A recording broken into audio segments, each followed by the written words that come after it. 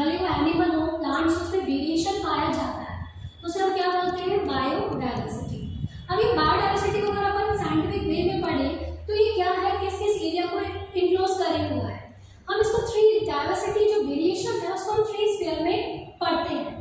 उसमें पहला वेरिएशन, पहला स्टडी होता है ग्रुप का जेनेटिक वेरिएशन। अभी जेनेटिक वेरिएशन क्या होता है?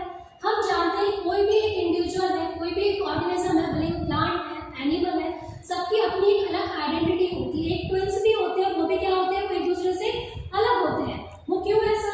क्योंकि उनमें क्या होता है? जीन्स। और एक ऑर्गेनिज्म, एक पर्सन के जीन्स दूसरे से क्या हो जाते हैं? अलग हो जाते हैं। हम इसको बोल सकते हैं genes is the individual identity of the person.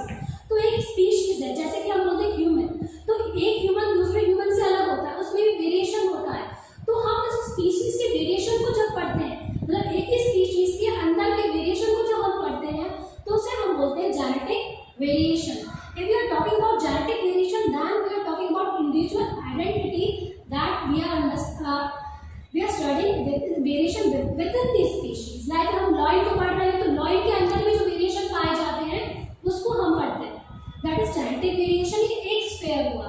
दूसरा कंटेक्स्ट आता है स्पीशीज वेरिएशन। स्पीशीज वेरिएशन को समझने के लिए आपको ये समझ पड़ेगा स्पीशीज होते ही क्या है। स्पीशीज वो ग्रुप ऑफ ऑर्गेनिज्म होते हैं कि जब वो इंटरब्रीड करते हैं तो फर्टाइल ऑफस्प्रिंग क्रिएट करते हैं। जैसे कि लॉयंस लैम इंटरब्रीड में क्या होगा? फर्टाइल ऑफस्प्रिंग डिलीवर करेंगे। अब क्या होगा, जब हम एक ग्रुप का ऐसे स्पीशीज को स्टडी करते हैं तो हम उसको क्या बोलते हैं? Species variation. जैसे कि human species, lion species, tiger species, plant species, हम इनमें वेरिएशन को एज अ ग्रुप स्टडी करते हैं तो इसको क्या बोलते हैं हम? Species variation. I repeat myself, genetic variation is only about individual. It's about group. Now, the third sphere is what is ecosystem complex. क्योंकि अब ये जो इंडिविजुअल है, कोई स्पीशीज है, एक इन्वायरमेंट में रह रही है, वो क्या करती है? इंटरलिंक होती है एक दूसरे से। हम जानते हैं कि बायोटिक कंपोनेंट जैसे कि लिविंग ऑर्गेनिज्म, अबायोटिक कंपोनेंट जैसे क्लाइमेटिक फैक्टर्स, पानी, हवा, ये आपस में क्या होती है? इंटररिलेटेड होती है, एक दूसरे से डिपेंडेंट होती है।